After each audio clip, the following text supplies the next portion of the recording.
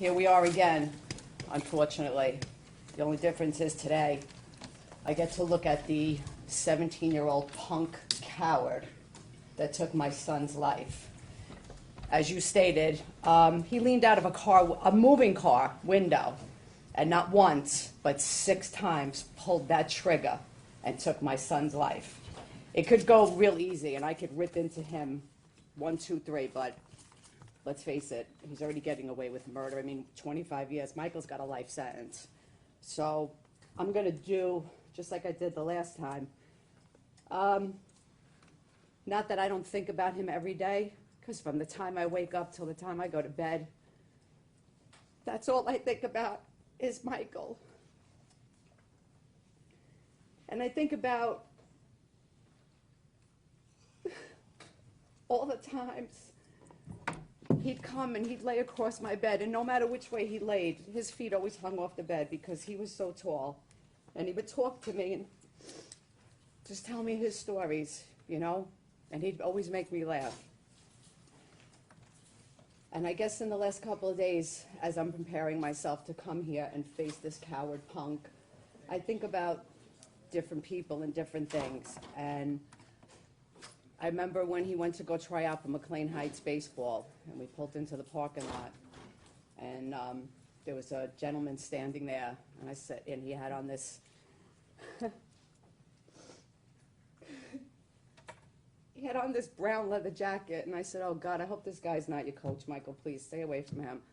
I dropped him off, I picked him up, he gets in the car, and he's laughing. I said, what's the matter? He goes, you know that guy that you didn't want me to get? I said, yeah. He goes, well, he's my coach, and he don't want anybody to know I'm a left-handed pitcher. I said, oh, God. Long story short, that man Brian ended up being, he's like my brother to me. He was a father to Michael. He would take him away on the weekends to Hunter Mountain. He would take all the boys. He was there with Mike through everything, his games, going away to college. I think at the age of 17, Michael had already been to Florida twice for 2 showcases, and already had the Philadelphia Phillies looking at him. They came to his high school games. They wanted to draft him, and yet it's a 17-year-old punk that took his life. Michael accomplished more in his 23 years than most people could ever think about, you know. Going back to him, I remember he got a call one night. A friend of ours, Lenny, I want you to go to Philadelphia. I want you to pitch tomorrow. So I said, all right. So we get in the car in the morning, me and him. We drive to Philadelphia. We get there and we look at the field, and I said, Mike, we can't play here. The guy comes over, he says, we had a hurricane here last night. We can't play, but we're going to drive around. We're going to find a place to play. So Michael right away says, give me the keys. I'm driving. I said, okay. They start leaving, and I'm thinking, why are you driving so slow? He goes, don't worry about it. We got stopped at a red light. They kept going. He made a left. The windows went down. I had a black Ford Explorer, which later on I've come to find out by many of his friends was, it was the mom's car, okay? And we drove around Philadelphia with the windows down, the music blasting, me and him, and he would stop at every stop sign, every light, just talking and laughing to people, telling them that he was an MLB player lost. When he was down in Oklahoma, he called me. He said, it's Parents' Weekend. And a friend of mine's father works for Delta. I got you a flight. You're coming down. And I went down. And I texted him, and I said, don't bother parking. Just pull up in front.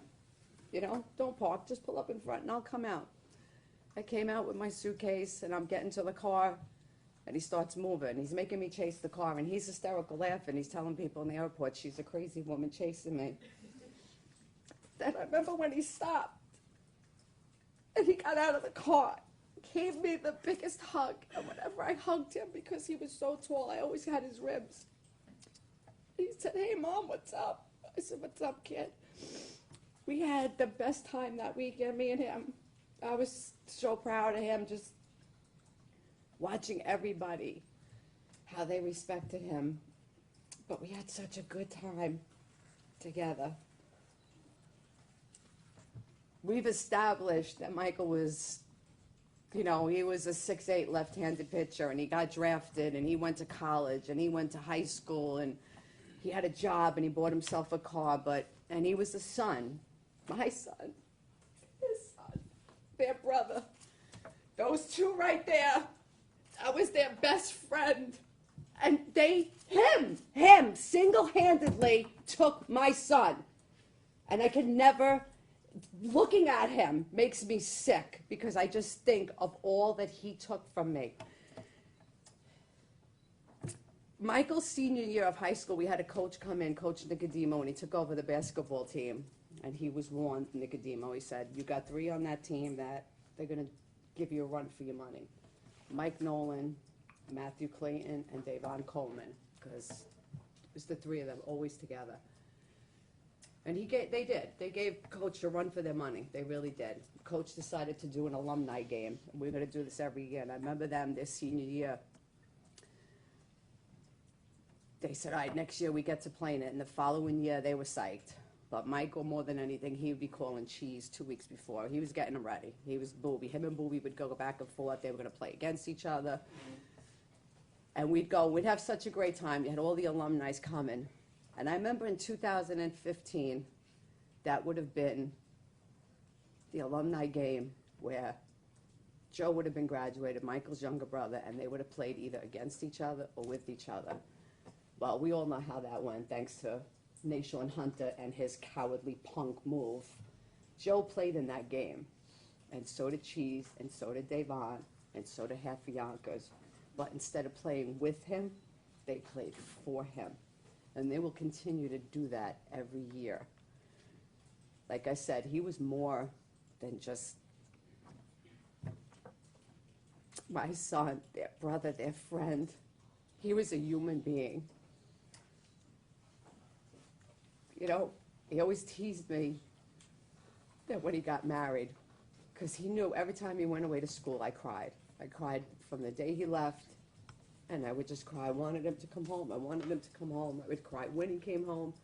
And he always said, when I get married, we're not dancing to a slow song, because all you're going to do is cry, but we're going to tear it up. And I used to laugh at him because I remember he came home one day and he said, I have to go, I'm in a quinceañera. I said, what? He said, yeah, I have to go for dance lessons. He was going. Baby. He was going. He went for dance lessons, and we laughed. But I remember his partner saying to me, I'd never seen a 6'8" white boy dance like that. And I watched him dance, and I was like, oh, my son, wow. But he always said, we're gonna tear it up, Mom. But I don't get that. I don't get to do that now. There's a lot of things that I don't get to do because of Nashaun Hunter and his cowardly acts. Oh. Trying not to read off the paper because, I mean, it's Michael, you know?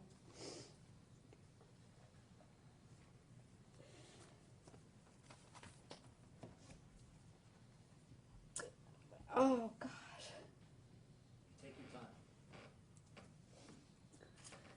Whatever it was, my birthday, Mother's Day, New Year's Eve, you could be guaranteed at 12 o'clock midnight, exactly. I would get that text message that would come in, and all it says is, Mom, I love you more. You're my rock. That's it. He'd have to be the first one before his brothers, and he'd make sure they knew about that.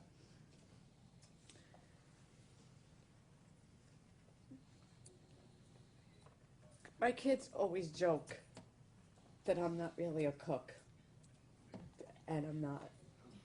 But no matter what I made, he would eat it. He'd make faces like he was being poisoned, but he would eat it. His favorite was chicken cutlet parmesan with spaghetti. And whenever he was coming home from college, whatever days he was coming in, that's what I had to make. And of course, what would be chicken cutlet parmesan without his brothers there and without having booby and cheese there? Now I make it. I make it for them. And every time I make it, I I see his face just smiling at me. When I think back to September 17th, 2015, at exactly 8:45 p.m., I seen Michael. And there he was, shorts on, his t-shirt, smiling, and we talked. And he said, "I'll be home in a little while." I said, "Okay, kid." And as always, I said, "I love you." He said, "I love you more, Mom." And that's the last time I ever heard those words. Every day I think about him in that ambulance. Was he afraid? Did he know what was going on? Did he wonder where I was? I think about the hospital for 3 weeks and his surgeries. I think about singing to him 3-4 times a day, "You are my sunshine." Wondering, does he know I'm here? Does he hear me? And just asking him, "Michael, come on, kid, you're a fighter. You can do this. You can do this. I know you can."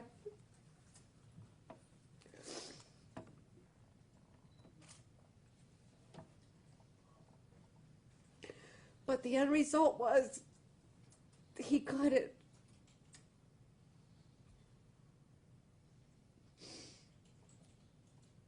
I feel him every day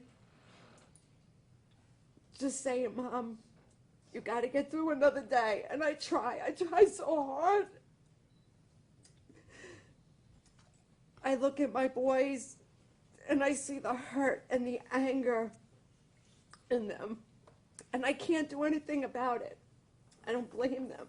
They hate Nashaun Hunter. They hate all of them. But I hate him more. I can honestly say, I hate him.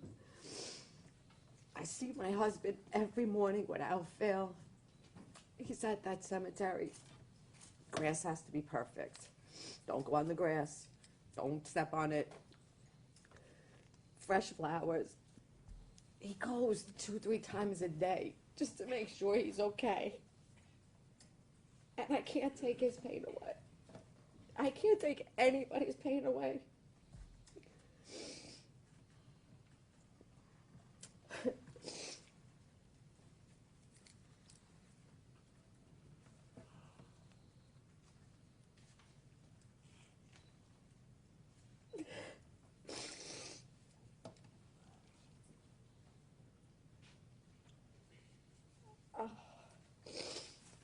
I'm sorry.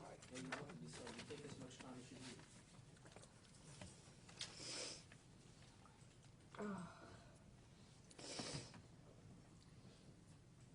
need. Nashaun Hunter. Wow. I wondered for weeks, months, who was the person or the punk who took my son. I pictured him to be big, you know, because Michael was big, and if you were going to take Michael out, you'd have to be a big person, you know, muscular. When I watched you walk in this courtroom, I thought to myself, you make me sick. You are nothing but a punk coward, okay? You can come out here, you walk out here, you flex your back towards my family like that's supposed to intimidate us. You murdered my son. There's nothing you can do that you can hurt me or my family any more than you've done. So flexing your back is not impressing me, okay? So many times, I just wonder, like, what were you thinking? Like, you were a man that night? You were a man, you got in a car with a bunch of other punks, drove up to my city and shot my kid? That had nothing to, for that matter, you had nothing to do with anything that went on. But you didn't care. You didn't care. You were a badass that night. You got in the car. You got in the car with a bunch of other little punks, and you shot a gun. I wonder when you got up the next day and you went to school, did you brag about it in school? You walked around every day just living your life. And don't tell me that you didn't know what went on because it was on every news media there was. But you didn't care because you went about your business. In fact, you and Mr. Dawson made a video. You were in a video with a bunch of other punks talking about gangbanging and drugs and illegal dirt bikes, smiling and laughing like you didn't have a care in the world. You had not 1 ounce of remorse in you. The only thing you're sorry about is that you got caught. Because you didn't think that the Yonkers police would ever catch you. But they did. Because they busted their butts to make sure you and the rest of your punk friends would pay for what you did. The only remorse you have is that you're caught and you're going to jail. And what? You'll go to jail for 25 years, you'll be out. What? You're going to be a changed person? You all of a sudden become an altar boy, good citizen of the community? No, you won't. Because you'll always be a murderer. You will always be the person that took Michael Nolan's life. You walk out here, you smile at your mother, and you mouth to her, I love you. You know what I get, Nashaun? I get a cemetery! I go to a grave! I look at his pictures! But you don't care about that, because you're a punk. Nothing but a two-bit punk coward who shot a gun from a moving car because you didn't have the guts to walk into that parking lot and face who you really wanted to face because you didn't know who you were looking for. You were just some tough guy with a gun. But that's not tough. You're just a punk coward. I wish that I could, and only out of respect for the judge and for everybody else here, that I could call you the names that I want to call you, but it wouldn't even bother you because you already know what you are. You're a lowlife murderer. That's all you are, and that's all you ever will be, okay? I don't get anything anymore. Nothing. I go to a cemetery. I look at pictures. I look at videos. I watch videos of when he got drafted. I watch videos of when he was honored for playing basketball. But what would you know?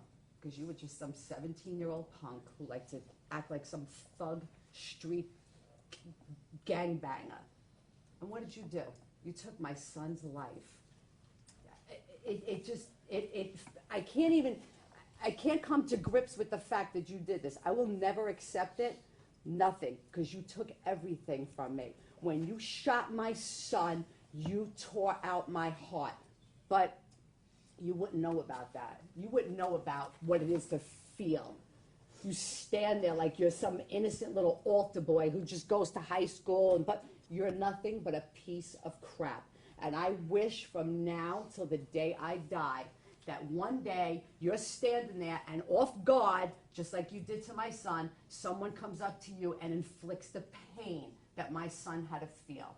Okay? That's what I want to happen to you. I wish nothing but misery the rest of your miserable, useless piece of crap life. I hope you die. Yes, Judge, briefly, just a few points. First and foremost, I do want to express my condolences to the Nolan family. I believe that there's no greater loss than the parents losing a child, and especially such a talented one. I want to thank Your Honor for your professionalism and the district attorneys for their professionalism. As a former prosecutor, there's probably nothing more difficult than dealing with a grieving family. When I was in homicide, I used to speak with the family and say, I want to get you justice. They would yell at me, revenge. I would say, justice. They would state, vengeance. Sometimes I pause, and I don't even know if there's a difference. Although I believe in this system, and I believe taking responsibility for your actions is justice. I understand the anger. I may not really understand, but I try to. But he is 17 years old. And I've made mistakes in my life as a teenager. This was a terrible and tragic one. And I pray that the family can one day recover from this tragedy. I'll never recover. Never. Well, it's my prayer. Never. Anything else, counsel? Yes, Judge. He did take responsibility for his actions. I believe there was a little bit of misunderstanding on whether he lied or not. He did. And he's going to pay heavily for what he did.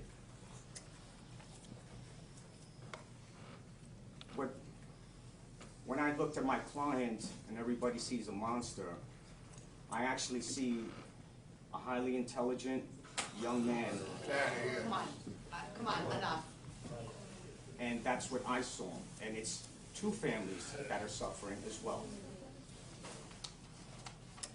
And that's why I'm glad that it came to this result, Judge, and that he actually won't get a life sentence and may be able to recover as well and make an ethical contribution to society. Because he is 17, and this was a reckless act. And I just want to thank you, Judge, and I understand how difficult this is, but I pray that one day he will be able to make an ethical contribution to society. Mr. Hunter, you have the right to speak to the court. Anything you want to say? The only thing I have to say is that his son is not innocent.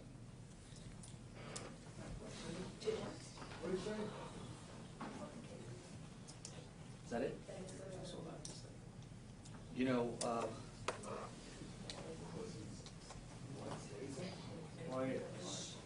that type of comment from you fits perfectly with what you did on the night in question.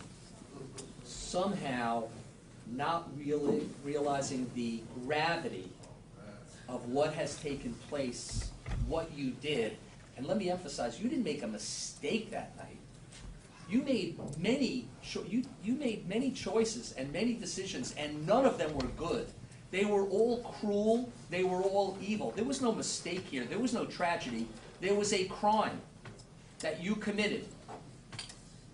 And even today, you're shifting responsibility to the person who you shot in the head. Coward!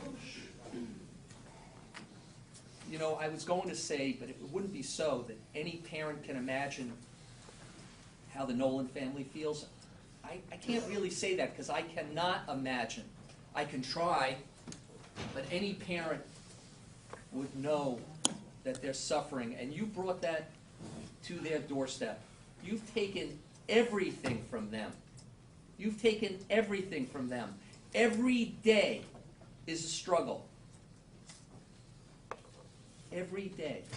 If they have a few minutes where it's not on their mind, it's an opportunity for them to catch their breath and then to start the suffering again. And it's so apparent from the eloquent speakers today. They've called you a coward. You are. I wouldn't call you thoughtless because you're actually evil.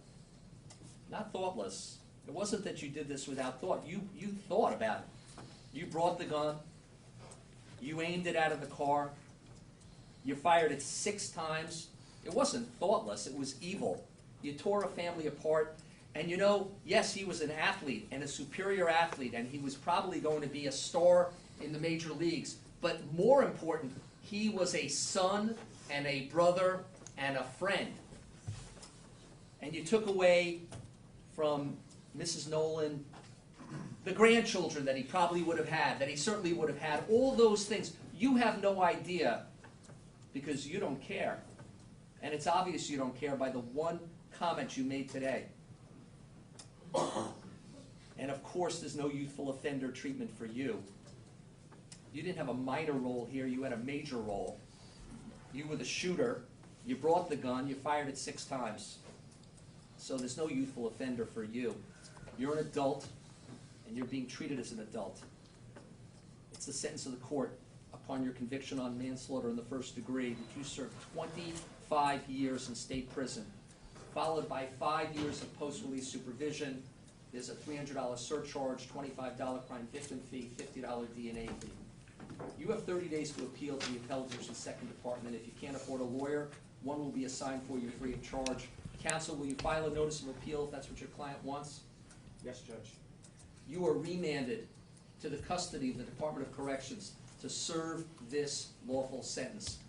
Step out of the squad. Bye-bye, punk. You later, coward.